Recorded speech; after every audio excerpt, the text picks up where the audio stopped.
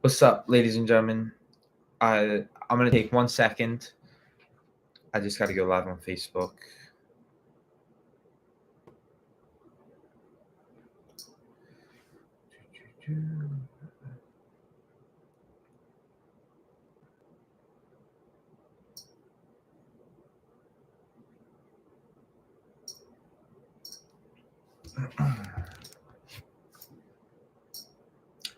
Okay, we're live on both Facebook and YouTube. Hello, ladies and gentlemen. My name is Michael Music. I am diving deep into this chapter on faith. Right. So,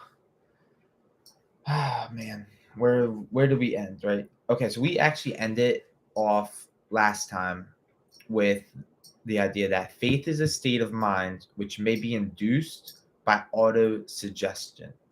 So we're going to dive today just deep into the chapter on faith. Today is Wednesday, and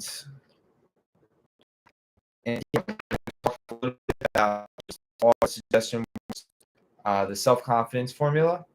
And by Friday, we should have just done like a deep dive on what we learned from faith. And this is the second principle to getting rich. So for those of you who don't know, I'm reading this book, Think and Grow Rich, and we're just studying the philosophy. Really, like we're going like 2 pages at a time some days. So without further ado, I'll get right into it. On page 56, we're reading, faith is a state of mind which may be induced by auto suggestion. All down the ages, the religionists have admonished struggling humanity to have faith in this, that, and the other dogma or creed. But they fail to tell people how to have faith. They have not stated that faith is a state of mind and that it may be induced by self suggestion. Okay, here Napoleon Hill is explicitly saying that faith is a state of mind, right? We talked about state of mind in quite a lot of episodes now. And how do you achieve this state of mind? Well, he says it right here in this sentence. It may be induced by self-suggestion. In language which any normal human being can understand, we will describe all that is known about the principle through which faith may be developed where it does not already exist. Have faith in yourself, faith in the infinite.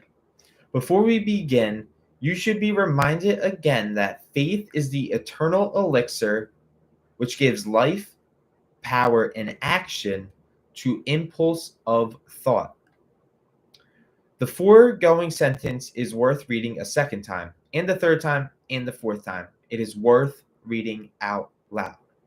Okay, whatever you say. So he's saying that faith is the eternal elixir which gives life, power, and action to the impulse of thought. Right? So we're talking about faith is essentially an emotion, I think he says in one of the previous pages on this chapter.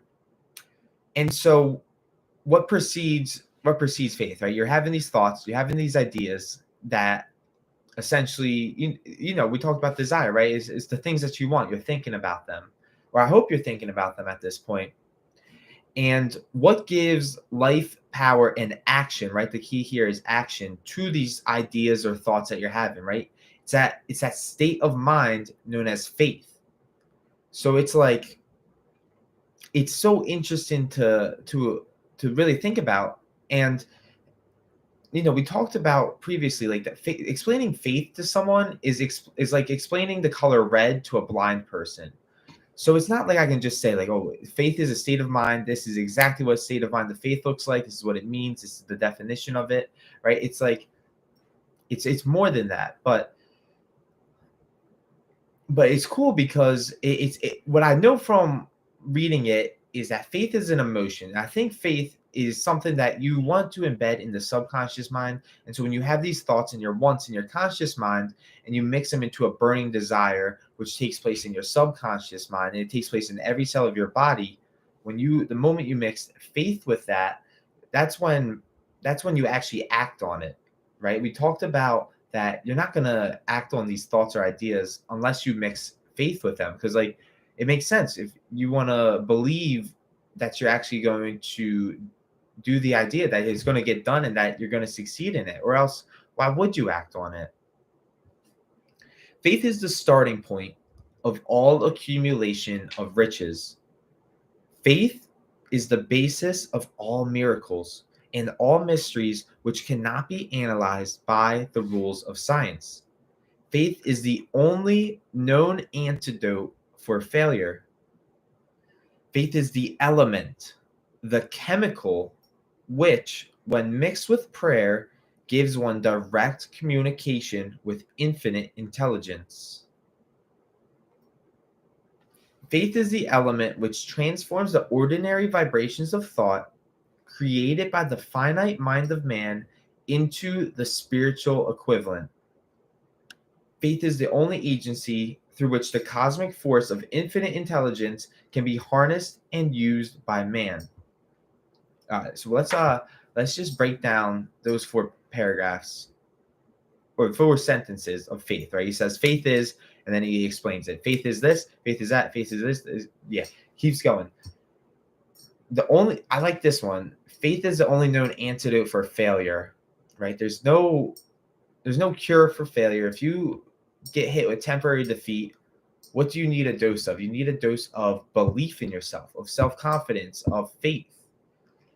And it's also interesting that he described faith as an element or a chemical, which when mixed with prayer gives one direct communication with infinite intelligence. Right? We're talking to infinite intelligence here. And you're telling me that if I decide to speak to infinite,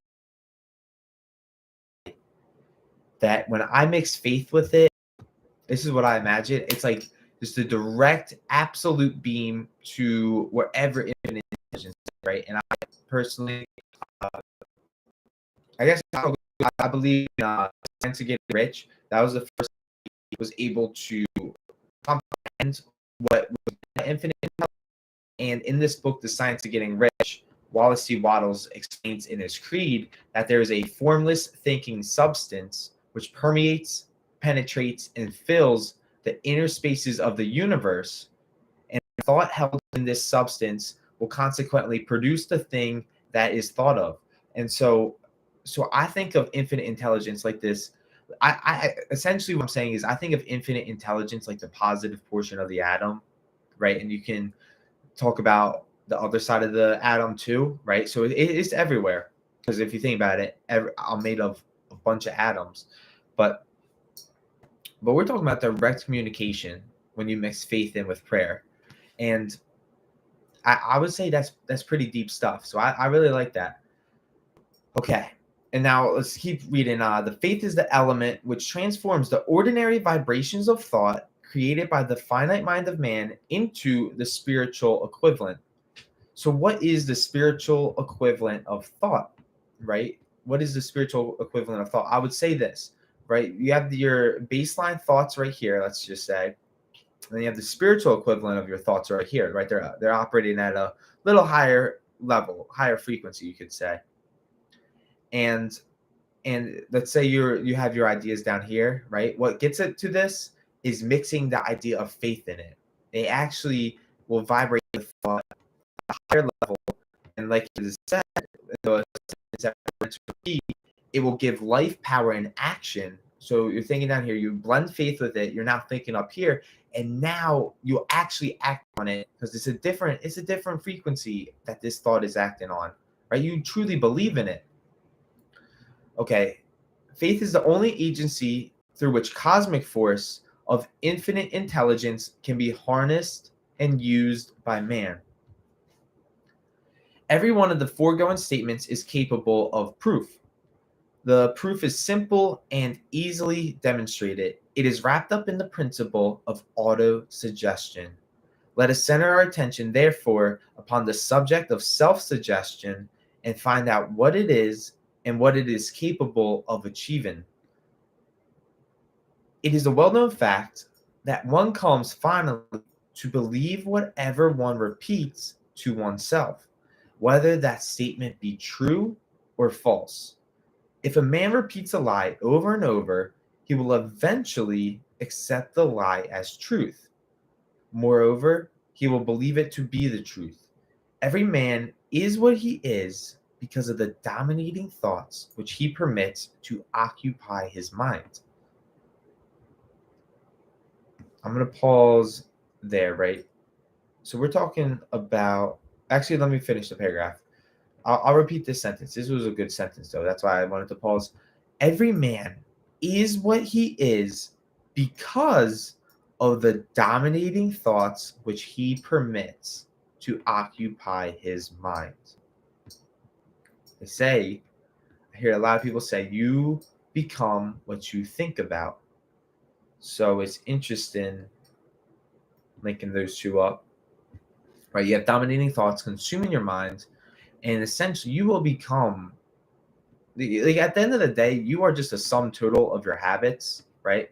Most of us, 97% of the time, are operating at a habitual way of living, right? We don't consciously think about every decision we're making because we've been there before. We're doing it out of habit, like, oh, yep, eating breakfast at this time, already done that, boom, whatever.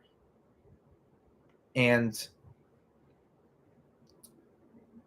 I say that to say that you become what you dominantly think about. The dominant thoughts that consume your mind, you will actually just live out. That will be your life. Anyways, thoughts which a man deliberately places in his own mind and encourages with sympathy, and with which he mixes any one or more of the emotions, constitute the motivating forces which direct and control his every movement, act, and deed. Come now, a very significant statement of truth. Thoughts, which are mixed with any of the feelings of emotions, constitute a magnetic force, which attracts from the vibrations of the ether other similar or related thoughts. This is stuff. So the thought does magnetize with emotion, compared to a seed, which when planted in fertile soil germinates, grows, and multiplies itself over and over again, until that which was originally one small seed becomes countless millions of seeds of the same brand.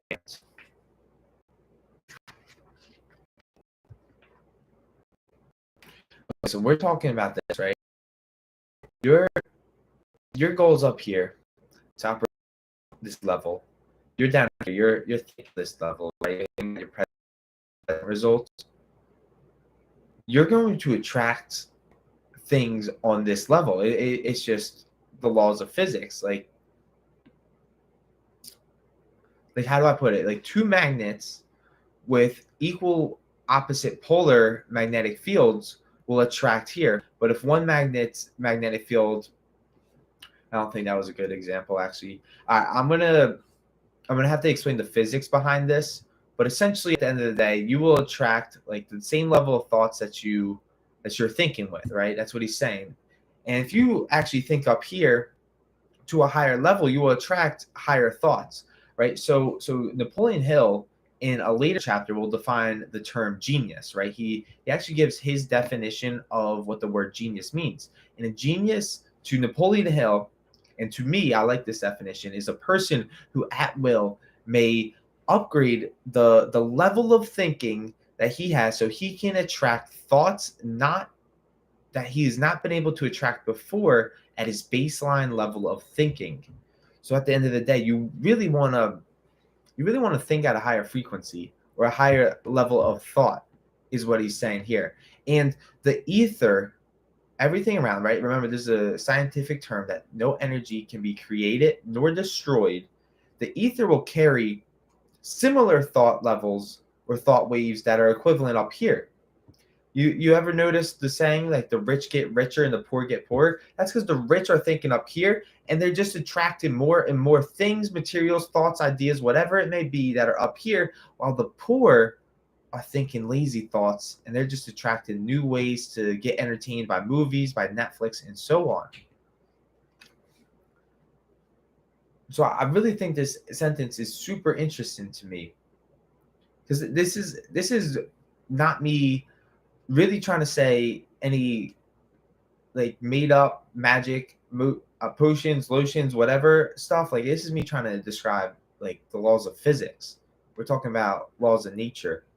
So he says a thought thus magnetized with emotion may be compared to a seed which, when planted in fertile soil, germinates, grows, and multiplies itself over and over again until that which was originally one small seed becomes countless millions of seeds of the same brand. So he says that the ether is a great cosmic mass of eternal forces of vibration.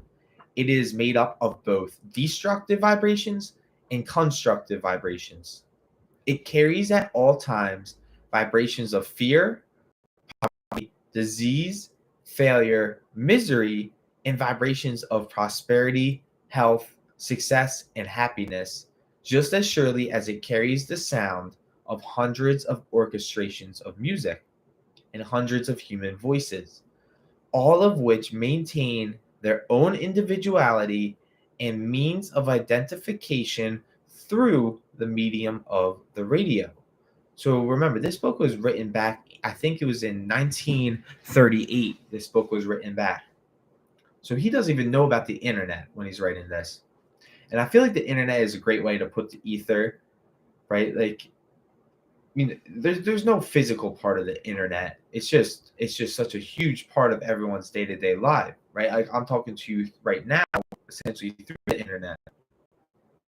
And going back to that law of conservation of energy, there's no energy can be created or destroyed. It can only be changed from one form to another. So if you think about talking into your camera right now, that sound here, it doesn't just vanish, it doesn't leave. You may not be able to be still here. It's operating at a vibration you can't realize. And so that's what he's saying, that the ether, right, like all the air, all the space, contains everything that was ever said, that was ever spoken. It's not like they just went away. They may have been changed into different forms, but the ether contains all this. So this is kind of essentially where the law of attraction may come into play. Like, because my mentor used to say, everything that you want is already here. And he actually used to say this. He said, everything that you want is as close as your skin. And I was like, what? What does that mean? So, do I know what it means now? No, but I'm catching on a little bit. Okay.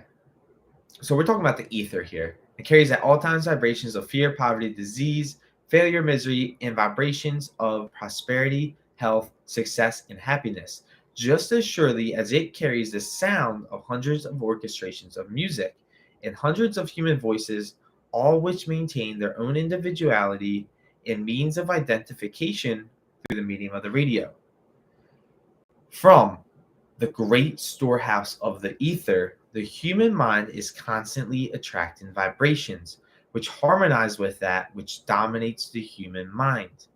Any thought, idea, plan, or purpose which one holds in one's mind attracts from the vibration of the ether a host of its relatives. That's what we've been just saying. It adds these relatives to its own force and grows until it becomes the dominating, motivating master of the individual whose mind it has been housed. So we're talking about invisible stuff here, right? Like, at the end of the day, let's face it, it's invisible, but it's real. We're talking about the ether, and that you will attract vibrations which you harmonize with, that whatever dominates your mind, you will attract more and more vibrations from the ether. And this could be good thoughts that you're holding, negative thoughts, it doesn't matter. It's the laws that we're dealing with, the law of magnetic force. So you better, or I would suggest, like, what would be more beneficial? Would it be better to dominate positive thoughts in your mind or negative thoughts in your mind? And which other things do you want to attract to yourself? Now let us go back to the starting point and become informed as to how the original seed of an idea, plan, or purpose may be planted in the mind. So we're literally figuring out how to plant ideas or seeds of ideas into our subconscious mind. We're going to dive into that right now. The information is easily conveyed, and the idea, plan, or purpose may be placed into the mind through repetition of thought. This is why you are asked to write out a statement of your major purpose or definite chief aim, committed to memory, and repeat it in audible words day after day until these vibrations of sound have reached your subconscious mind. All right. I just want you to take a step back for 1 minute, right? Think of yourself. You're watching a farmer. He's planting his seeds. It's springtime. He's planting the seeds, right? I think it's I think springtime you plant the seeds. Correct me if I'm wrong, right? You're watching your farmer self. He's planting the seeds into like physical dirt, right? He knows over some time through the law of gestation, like the seed's going to attract a nutrient. It's going to grow into a tree or whatever plant that he planted. It's kind of the same thing right here, right? So the farmer will use what, like a shovel or like farming tools to plant that seed. He'll water it, right? We're essentially doing the same thing. And so what would be equivalent to us planting the seed? What is the seed? It's an idea that we're planting. And what is the dirt? In this case, it's our subconscious mind. So we're planting this idea into our subconscious mind, or planting a seed into the dirt. Now, what are the tools? What are the physical farming shovels, or like a metaphor for that we're using, right? And that is repetition of thought. That is the metaphor for the little shovel that we're using to actually plant the seed.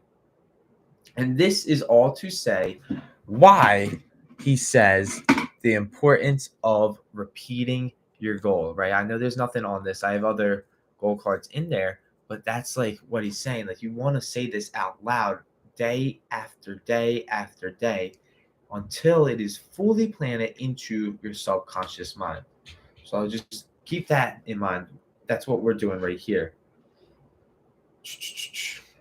Result. All right. We are what we are because of the vibrations of thought, which we pick up and register through the stimuli of our environment. Resolve to throw off the influences of any unfortunate environment and to build your own life to order.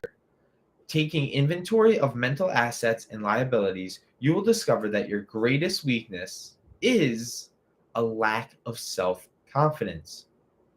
This handicap can be surmounted and timidity translated into courage through the aid of the principle of auto-suggestion.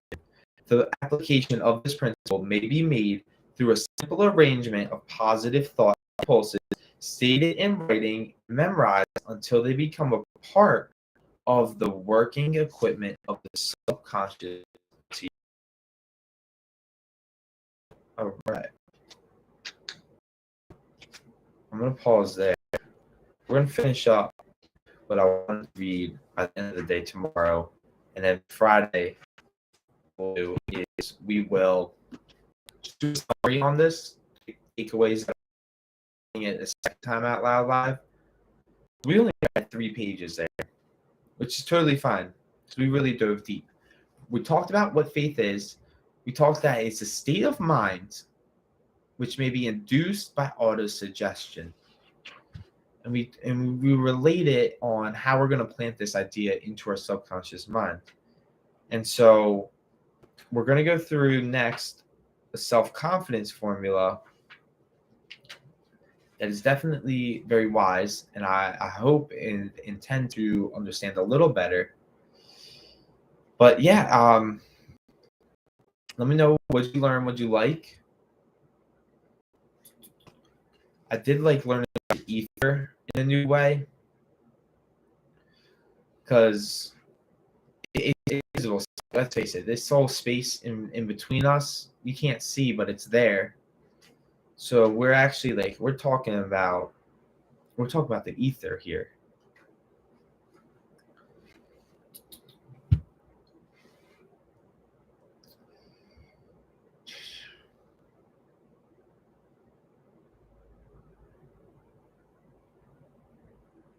And then I think the biggest takeaway, I guess, was the repetition of thought, right? Like that's our tool that we're using to plant this idea into our subconscious mind so that we actually believe it and act upon it, right? Because like we all know, even I know deep down that I'm not gonna get the thing that I wrote on this card unless I actually do the actions or the steps to get it.